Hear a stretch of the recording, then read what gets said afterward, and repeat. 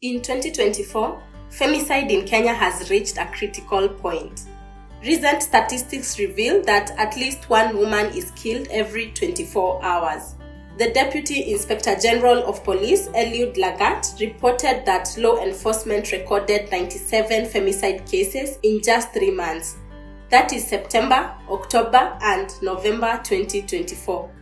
This translates to approximately one woman murdered each day, with men being the primary perpetrators in nearly all these cases. I want to emphasize that my goal is not to condemn men as a whole. I recognize that there are many men out here who are dedicated to protecting the women and girls in their lives and around them. Men who would never engage in violence against women. And these men we celebrate and respect because they fulfill a vital role in our society. However, it's essential to address this because there is a very worrying trend that needs our attention. So let's dissect this together and hopefully will help foster some awareness amongst us. Welcome back to the Crime Gist. My name is Damisa. The year 2024 began with quite horrible and shocking news for Kenyans. On January 4th, a 26-year-old socialite known as Starlet Wahu Mwangi was found brutally murdered in an Airbnb in Nairobi's South B estate. The very bloody apartment was a testament to the amount of horror that this young lady had endured. She had fought for her life to the very end. Her alleged killer was a man she met on social media by the name of John Matara. It would later emerge that this man had the habit of luring young ladies online, manipulating them into trusting him and eventually meeting him, and then try to rob them of their valuables using force, including beating them up. That's exactly what happened to Starlet Wahu. It's believed that she resisted when he attempted to rob her, leading to a struggle. Matara then stabbed her and left her for dead. 5 days later, on Tuesday, January 9th, Harriet Mora Nyaboga, a first-year student at Machakos University, was found brutally stabbed to death. Her hands were tied from the back using shoelaces. Her killer was a man she trusted, her boyfriend and schoolmate Crispin Odhiambo. Mora's body was found inside his house. Again, 4 days after this, on January 13th, 20-year-old Rita Waeni, who was a student at Jomo Kenyatta University of Agriculture and Technology, was killed in an Airbnb in Roysambu. Her body was found dismembered and stashed in a trash bag. Just like Starlet Wahu, her killer was a man she had met online. He had convinced Rita to meet him after weeks of chatting with her on social media and gaining her trust. This surge in femicide cases and in such short succession shocked the nation. In response to this crisis, that January, women took to the streets of Nairobi in a march titled End Femicide. Here, they voiced their demands by demanding for reforms to enhance their safety. Little did we know that the number of reported femicide cases would only get worse in months that followed. This trend of women getting murdered by men would continue throughout the year, with even more horrible cases to come. That January alone, more than 10 women were reported murdered. It was as if the demands and urgent call for action from the End Femicide March had fallen on deaf ears. I believe some men thought that this was not their battle, not even wanting to understand what exactly this femicide is and how it negatively impacts on a society. They are unaware that this lack of concern in itself perpetuates a cycle of violence. So, what exactly is femicide? Femicide, in simple words, is the intentional killing of a female by a male. According to an analysis carried out by the Africa Data Hub, more than 500 women have fallen victim to femicide in Kenya between 2016 and 2024. These numbers are staggering, but also very likely a gross underestimate. Some prominent cases receive media attention, but I believe many other killings never make the news and therefore go unreported. Some notable cases that have been widely reported over the years have also been quite shocking. I'll take the example of the several professional female athletes who have been murdered by their male partners between 2021 and 2024. The first one being Agnes Tirop. In September 2021, 25-year-old Agnes Tirop delivered a stunning performance in Germany. She smashed the world record in the 10,000 kilometers women's race. Barely a month later, on October 13th, she was found stabbed to death in her home in Iten. Police confirmed that her husband and coach, Ibrahim Rotich, was the main suspect. Tirop was 15 years younger than Rotich. He had befriended her and then started to date the young girl in her teen years. This was while she was still in school. She had then dropped out of school and secretly married him. But we can forgive her for this mistake because she was young and naive, and the older man should have known better. Towards the end, however, Tirop told her siblings that she was planning to leave Rotich. That decision was likely what led to her demise. Shockingly, Ibrahim Rotich has been out on bail since November 2023 after serving only 2 years in jail. This right here is why I think perpetrators of violence against women are not deterred by Kenya's legal system. They always somehow get out eventually. The same week that Tirop was killed, another athlete, 27-year-old Edith Muthoni, was found dead in her home in Kianjege village. She had been stabbed on the neck. The main suspect was, as I'm sure you've already guessed, her husband Kennedy Chomba. Edith Muthoni was a national star who ran 400 and 800 meter races in regional competitions. The following year, in April 2022, another rising athlete, Damaris Mutua, was found strangled in an apartment near Iten. The runner and mother of one competed for Bahrain. That year, she had taken second place in the Arab Cross-Country Championships. Her boyfriend and fellow runner, Foley Eskinder, was suspected to be the killer. He has been on the run since then. It's believed by authorities that he fled to Ethiopia, which is the country of his origin. Just a few months ago, September 2024, Ugandan athlete Rebecca Cheptegei was set on fire in Eldoret by her Kenyan husband, Dickson Diema. Rebecca was originally from a town on the Kenya-Uganda border. She lived and trained in Kenya but competed for Uganda. She had just hit several high points in her career. She had won gold in 2022 at the World Mountain and Trail Running Championships in Thailand. In November 2023, she had finished in second place at the Florence Marathon in Italy. On Sunday, September 1st, 2024, she had just arrived home from a church service when Dickson Diema jumped at her, threw fuel on her, and set her alight. She suffered burns on more than 80% of her body by the time she was rushed to a hospital in Eldoret town. She died 4 days later after all her organs failed.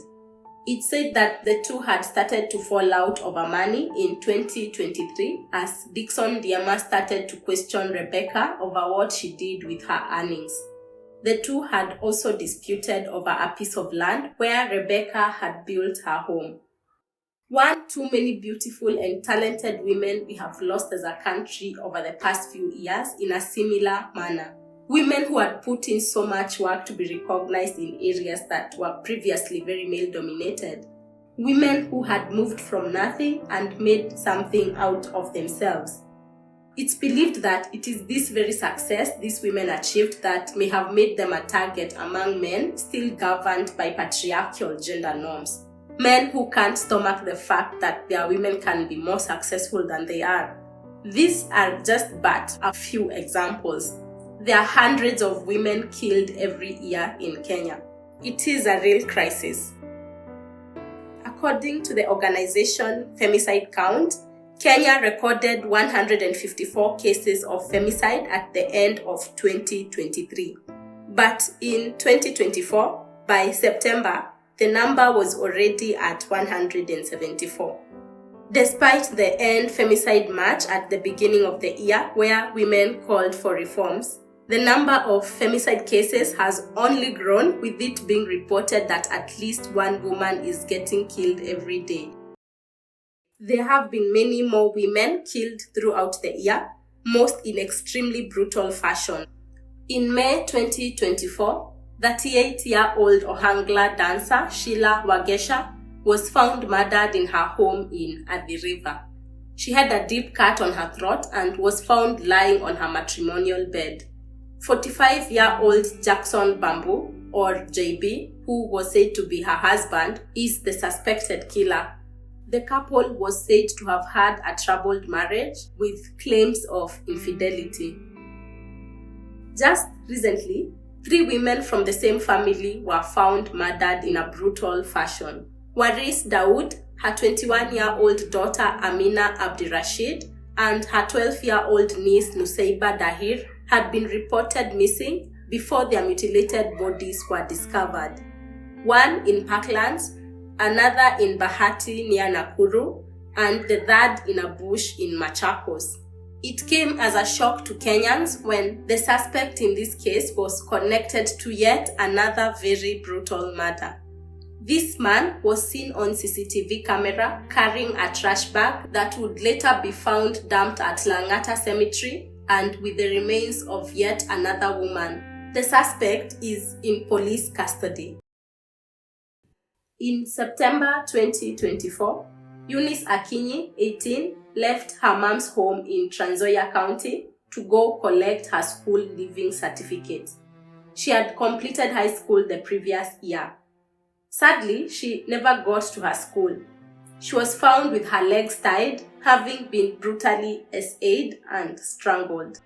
Her body was found in a thicket near her home. To date, her assailants have never been arrested. These are just but examples.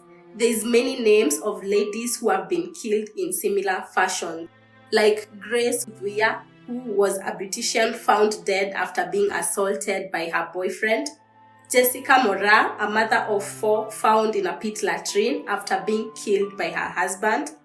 As recent as last week, Sharon Atieno was found dead. We cannot go over the entire list of women killed this year and recent years. We wouldn't be able to exhaust them in just this video. We might dissect some of them in detail in later videos, but the fact remains that there is a very large number of women who have lost their lives in similar fashion over the last few years. These cases reflect a very troubling trend of violence against women in Kenya. There is an urgent need for action to address femicide and gender-based violence. These incidents also point to a deep systemic problem. According to the Gender Violence Recovery Center, 1 in 3 women in Kenya report at least a case of abuse by the age of 18, largely from their male partners, male family members, or other males known to them. At the Nairobi Women Hospital's Gender Violence Recovery Centers, the situation is equally grim. We have a culture where gender-based violence is rampant and sometimes even excused. There are men out there who think it's okay to beat, assault, and basically cause harm to women. Some even go as far as referring to it as quote-unquote disciplining their women, as if women are their property. Someone needs to educate and sensitize them on these issues. They have to know that this is no longer acceptable. Gender-based violence demands for jail time. Some people don't really understand the seriousness of this issue. Even the police themselves seem to be playing a major part in perpetuating this cycle. For example, most Kenyans know that gender desks were introduced in police stations across Kenya in 2004. But many women are still complaining of a lack of privacy. The desks are often in open spaces, leaving victims of abuse feeling exposed when narrating their ordeal. Some police officers have a habit of inflicting more trauma on an already traumatized victim. They tend not to take women's complaints about gender-based violence seriously. Instead, They encourage these couples to resolve their quarrels with dialogue. For example, it was reported that Rebecca Cheptegei, one of the athletes killed by her man, had previously reported him to the police, only to be told to resolve it as a couple. We are tired of this. Law enforcement needs to join in the fight against femicide. Everyone needs to join in this fight, including men themselves. Women need to be protected. And no one is saying that men should not be protected as well, but this is not a competition between men and women. Women saying end femicide is not them saying that they are better than men or want any special treatment. They just want decent human dignity. It is not a male versus female thing. It's simple human dignity. I have seen this mentality floating around. Men asking, what about men who are killed by women? That kind of mentality only helps in perpetuating harmful stereotypes such as victim blaming. It exposes this deep patriarchal culture that focuses on shaming victims rather than going after the male perpetrators. I recently came across a page that had me worried. A social media user posted a video talking about femicide and the need to end it. The comment section was full of heartbreaking comments, mainly coming from the men. They said that women were being killed for being disloyal and for cheating and also for their love of money. In short, women should stop this and the killings will stop. This shows the mentality that some men still have even in the era we are in. The lack of sensitivity and empathy towards women. It might take a long time to shed toxic masculinity from the Kenyan society. But listen here. Victim blaming is not a solution. Men need to protect women and not murder them. Period. There is no excuse for murder. It is general knowledge that men are physically stronger than women. So, for a man to even put his weight on you to assault you, sorry, but I am not sorry to say this, that man, to me, is a real coward. He can't pick on someone his size, so he picks on women and girls. Men, if you cannot love and protect your women, even from yourself, then leave them in peace. That simple. Do not show them any form of violence. As for the women, my advice is leave toxic and abusive men. At the first sign of toxicity or violence, leave. Just leave. For those unwilling or unable to leave, please seek help. I know it's not always that easy, but you should be respected. Nobody should be hitting you or causing you any form of harm. Not verbal, sexual, physical, emotional, or even psychological. Also, no one deserves to have their lives taken. Women are supposed to look up to men for protection, not fear them. I know the real men get it. We need to work together in this. Very few men in Kenya are openly coming out to speak against femicide. They forget that their silence is in fact complicity. It helps in creating an unsafe world for their daughters, sisters, cousins, friends, aunties, and mothers. We also need more support systems in our country, like shelters, counseling services, and legal assistance for victims of violence. There are organizations that are doing a really good job. One notable one is Tirop's Angels. After her death, some of Agnes Tirop's friends and relatives founded Tirop's Angels. This is a center for women and girls suffering abuse. It's based in Iten and caters to women survivors, offering them financial or emotional support. It helps women in the sporting community and beyond. Some women rights groups are also pushing for femicide to be specifically named and encoded in Kenya's constitution and in our legal dictionary. At present, women's murders are treated as homicide, which doesn't fully capture the gender-based bit. A crime has to be named so justice can prevail. Courts also need to do their jobs and lock up these monsters among us. I don't understand why there are very few cases of domestic and gender-based violence that end up in these perpetrators being locked up. A lot of times, these cases drag on for years and eventually nothing happens to these violators. This needs to change. Lastly, it's very paramount that we check on what we are instilling in our boys. Let's empower them. We need to take gender-based violence education to schools and to churches. We all need to get involved in fighting gender-based violence. If you or anyone you know is experiencing gender-based violence, call the helpline below. That brings us to the end of today's episode. As usual, please don't forget to subscribe, to like, and to share this episode with other true crime junkies like yourself. See you right here on the next one.